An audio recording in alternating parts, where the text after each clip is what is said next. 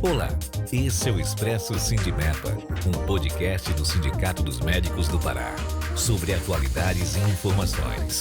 Siga nosso perfil na sua plataforma preferida e acompanhe todos os episódios. Olá, estamos de volta com o quarto episódio do programa Expresso Sindimepa do Sindicato dos Médicos, em que estamos recebendo aqui o médico Valdir Cardoso, que nos fala sobre o Revalida. Cafezinho em cima da mesa para acompanhar mais este episódio. Valdir, qual é a posição do Sindicato dos Médicos em relação ao Revalida? É uma boa pergunta. É claro que a nossa posição é favorável. Nós acompanhamos as entidades médicas nacionais desde sempre. Nossa militância aqui, na militância nacional, nós sempre trabalhamos em uníssono em defesa da revalidação, né? E insisto, isso é pouco compreendido, porque há uma visão distorcida da posição das entidades médicas, naturalmente dos sindicatos, né? Mas isso uma coisa é a teoria, né? Eu dizer assim, fazer uma afirmação. Eu acho que a pergunta me permite contar uma história. É como Forrest Gump, sentado ali naquele banquinho. Na prática, ou seja, testado, como reagiu o Sindicato dos Médicos diante de uma demanda dessa. E aí é a história mesmo. Esse é um programa que é público, poderia ser facilmente contestado por aqueles que participaram disso. Mas, objetivamente, em 2 de setembro, agosto de 2020, ainda na pandemia, você veja, praticamente no auge da pandemia, né?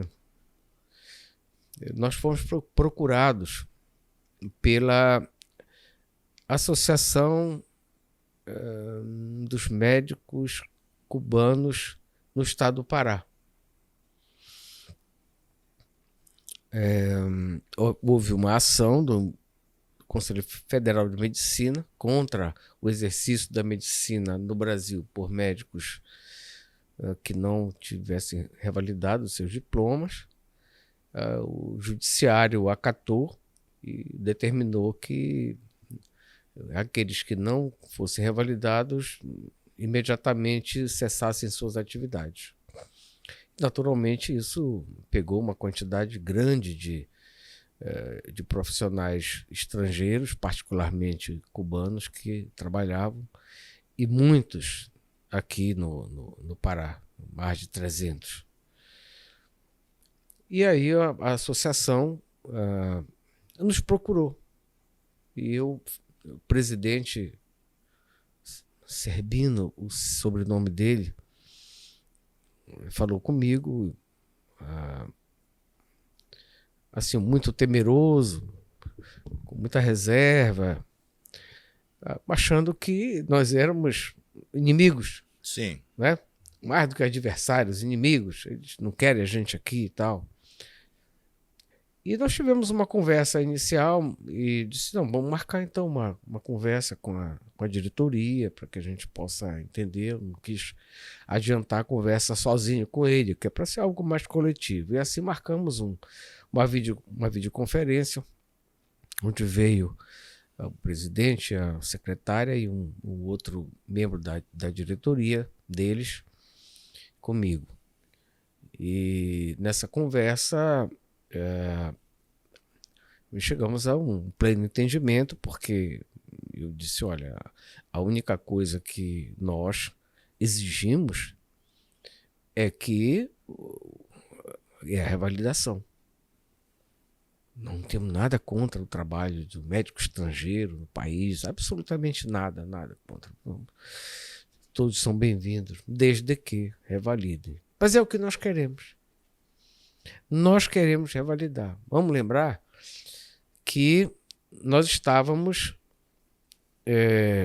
18 e 19 sem revalida no país. E havia a previsão da realização do revalida no segundo semestre. O revalida nacional, feito pelo INEP.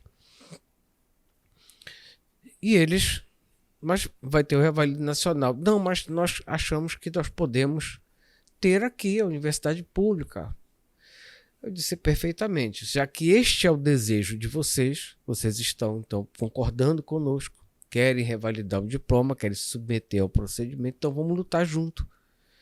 Vamos lutar juntos para que as nossas universidades públicas aqui do Pará realizem processos de revalidação, porque elas têm autonomia para isso. E fomos ao EPA, fomos recebidos, eles vieram de Santarém, porque eles são do Baixo Amazonas, a maioria deles, vieram a Belém, marcamos uma audiência, fomos até a reitoria, fomos recebidos pelo reitor, esqueci o nome dele agora, o reitor anterior, a doutora Regina Carneiro era a coordenadora lá fomos muito bem recebidos, tomamos conhecimento que já havia, desde 2019, uma comissão encarregada pelo governo do estado, já o governador atual, de elaborar esse procedimento. Estava ainda, sei lá, um pouco, talvez menos célere do que nós gostaríamos, mas nós fomos lá e nos apresentamos e jogamos o peso do Sindicato dos Médicos na pressão, né? E com isso nós conseguimos com que a UEPA realizasse o processo de revalidação. Ainda no segundo semestre de 2020, foram abertas inscrições até o final de outubro, salvo engano. O processo foi realizado, não tenho precisão se foi ainda em 2020 ou já no início de 2021, me parece que sim. E de maneira que em maio se inscreveram 400 e poucos médicos estrangeiros, dos quais 350 por aí realizaram a primeira etapa e uma parte passou para a segunda etapa, de maneira que, ao final, em maio de 2021, 40 desses médicos, não só cubanos, mas de algumas outras, argentinos, até um coreano, revalidaram seus diplomas pela UEPA. E isto, voltamos à reitoria para agradecer e para cobrar o compromisso de que ele fosse anual. E o reitor assumiu esse compromisso junto com a sua equipe, doutora Regina Carneiro à frente, e de fato, em 2021 foi realizado. O resultado foi agora, já este ano, no primeiro semestre deste ano, março, salvo engano, onde 75 médicos estrangeiros tiveram seus certificados, seus diplomas revalidados. E o mais interessante é que a UEPA, como tem autonomia, criou agora a revalidação em 3 etapas. Como sempre, tem a etapa teórica, a etapa de habilidades clínicas. O corte da UEPA é menor, inclusive, da parte teórica é 50%, na parte prática é 60%. E aqueles que atingem têm sua validação. Aqueles que ficam numa ordem decrescente, que não atingiram, mas que ficaram, têm uma oportunidade que é muito interessante, que é bom para eles e que é bom para o Estado, que é bom. A UEPA abre 60 vagas num convênio com a Associação dos Municípios do Marajó, para que esses 60 profissionais, caso desejem, possam se submeter a um treinamento em serviço. Então eles vão para os municípios do Marajó com assistência e lá trabalham, têm uma remuneração, estudam, porque tem uma tutoria, e no ano seguinte se submetem novamente ao processo Perfeito. de revalidação. Perfeito, né? Avanço. Então, ganho, um avanço. Um avanço é uma oportunidade. Isso é bom. Então, isto teve um pouco da nossa participação. Claro que todos os louros e a laura é para a universidade, evidentemente, que é quem detém a competência técnica para fazer. Mas nós, então, concretamente, podemos demonstrar que a posição do Sindicato dos Médicos do Pará é favorável ao processo de revalidação. Perfeito. Então, resposta à pergunta. O sindicato não só é favorável, como todos os médicos revalidados são muito bem-vindos para o nosso sindicato. Associe-se aos sindicatos após a revalidação dos seus diplomas. Eu não posso perder a oportunidade de questionar o Sindicato dos Médicos sobre um assunto tão importante e do momento. Sabemos que há alguns anos atrás criou-se as organizações sociais para fazer a gestão pública de hospitais, de UPAs, de unidades de saúde, em substituição à gestão própria. Primeiro, eu gostaria de saber como é que o Sindicato dos Médicos vê isto. Segundo, sabemos que essas empresas ditas não são organizações sociais sem fins lucrativos, terceirizam a mão de obra. Eles deveriam contratar profissionais pela CLT, inclusive médicos, que é o nosso foco aqui da nossa conversa. Em vez disto, terceirizam para outras empresas fornecedoras desta mão de obra. E essas outras empresas, em vez de também contratar esses profissionais pela CLT, como deveria, forçam esses médicos a constituírem pessoas jurídicas, que é uma forma de baratear o seu custo, para que possam prestar serviço. Na minha visão pessoal, isto é uma burla às regras postas. E com o consentimento do poder público, que, afinal de contas, é o responsável pelo SUS. Pelo consentimento e incentivo. E incentivo, consentimento e incentivo. Isto tem trazido uma série de transtornos, inclusive neste momento, eis porque eu estou abordando este assunto. Muitos são os médicos que têm procurado o Sindicato dos Médicos para reclamar falta de pagamento dos seus plantões e se sentem, de certa forma, impotentes para cobrar porque eles não têm vínculo. Quem tem é uma empresa que presta serviços para uma OS, que recebeu a concessão do Estado para gerir esses hospitais, essas UPAs, essas unidades de saúde. Eu queria que você fizesse uma avaliação disso e, ao fim, dizer o que é que o Sindicato dos Médicos está fazendo efetivamente por estes médicos, para que eles possam ter garantido os seus direitos, não só de receber os seus plantões, o serviço já foi feito, e isso lhe é devido, como também para minimizar os riscos por essa fragilidade do vínculo com o poder público. Bom, aí um pouco de história, né? Quando isso tudo começou, surgiram as ideias das organizações sociais no governo Fernando Henrique, o movimento médico reagiu com muita reserva, particularmente o movimento sindical médico, porque nós sempre defendemos o vínculo, né? Vínculo direto, o atendimento direto pelo poder público, né? O vínculo estatutário para todos os profissionais, inclusive os médicos. Aqui no Pará, o governador de então, Almir Gabriel, estimulado por essa iniciativa, passou na Assembleia um projeto de lei que nós trabalhamos,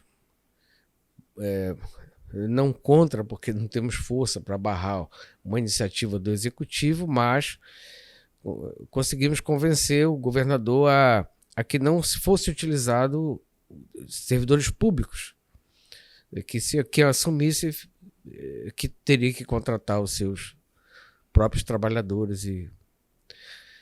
E aí as organizações sociais vieram, se estabeleceram, se disseminaram. E as organizações sociais, via de regra, não são mais do que empresas que visam o lucro. Que visam o lucro. A ser fins lucrativo não existe. Né? Você precisa rodar aquele capital para poder manter, para poder ter qualidade, enfim. E aí você tem de tudo. Tem as sérias, tem as pilantras. E nós, com o passar do tempo, observamos que o serviço realizado, o atendimento realizado, pelo menos naquele início dos primeiros anos, não era de todo ruim, vamos reconhecer. Então, houve investimento no Estado, particularmente do governo Jatene, nem hospitais regionais, que foram todos terceirizados para organizações sociais e que tiveram sucesso na sua gestão, via de regra, ganharam prêmios de excelência da ONU e eu pude visitar alguns deles, mais de uma vez, inclusive, e testemunhar o esforço de fazer uma medicina de qualidade, fazer um atendimento, uma assistência médica hospitalar de qualidade. E você podia dizer, bem, então o sindicato é favorável. Bem, nós reconhecemos a realidade. E estaríamos muito mais à vontade para dizer que o modelo é positivo se não fosse por este detalhe. Os médicos são a única categoria profissional que as organizações sociais contratam sem vínculo empregatício, sem serem seletistas. Obrigam os médicos a constituírem uma pessoa jurídica e, portanto, quarteirizam o serviço. E estes médicos não têm direito nenhum, do ponto de vista social. Férias, 13º, licença maternidade e por aí vai. São 11 direitos sociais que o seletista tem, 11 direitos sociais que os seletistas têm que estes profissionais não têm. Nós podemos dizer assim, mas então os médicos... Claro, existem médicos que inclusive preferem trabalhar sobre essa forma. É verdade. Não vamos aqui negar uma realidade. Mas o fato é que eles ficam mais vulneráveis. E esse sistema da terceirização, antes de adentrar na tua pergunta objetiva, o que o sindicato faz? Ele foi reconhecido, houve uma contestação pelo movimento sindical, não só médico, mas isso foi até o Supremo Tribunal Federal, que reconheceu a terceirização como válida, inclusive para a atividade fim, que era onde não tinha. Nós tínhamos terceirização, mas não na atividade fim, como é a saúde. É o atendimento, assistência médica, assistência à saúde. E para piorar a situação, não só através de organizações sindicais, ou organizações sociais, perdão, mas através de empresas privadas. Aí, amigo, esculhambou de vez.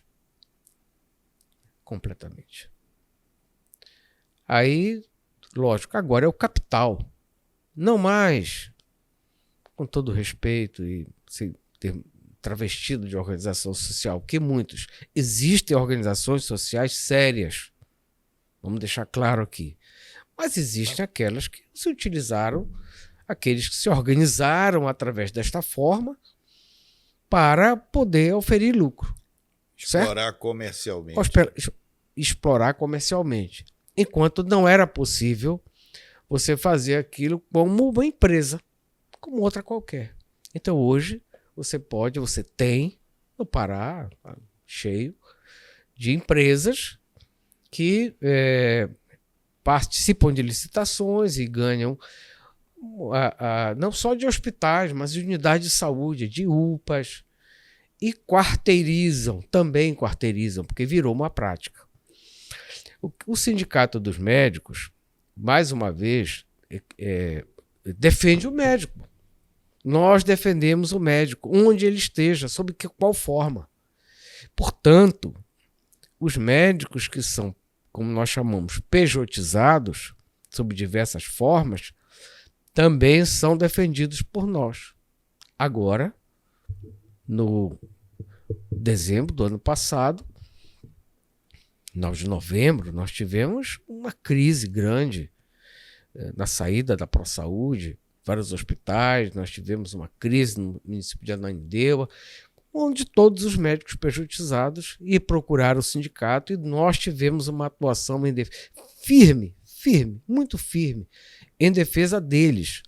Porque nós precisamos mostrar para o Ministério Público do Trabalho, para o Tribunal Regional do Trabalho, para o Judiciário brasileiro que trabalha com essa área, de que é uma nova forma de contratação, que não é mais só seletista, que existe essa forma que é travestida, que não é o clássico, mas que são trabalhadores médicos que são pejotizados, mas são trabalhadores que cumprem o horário, que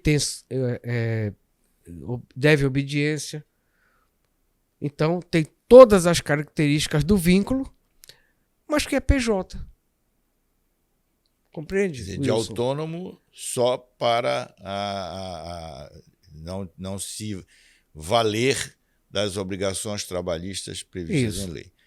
Em relação ao exercício efetivo da medicina, eles são empregados como todos os outros, porque deles é exigido cumprimento de horário, é exigido todas as exigências todas que envolvem a prestação de um serviço.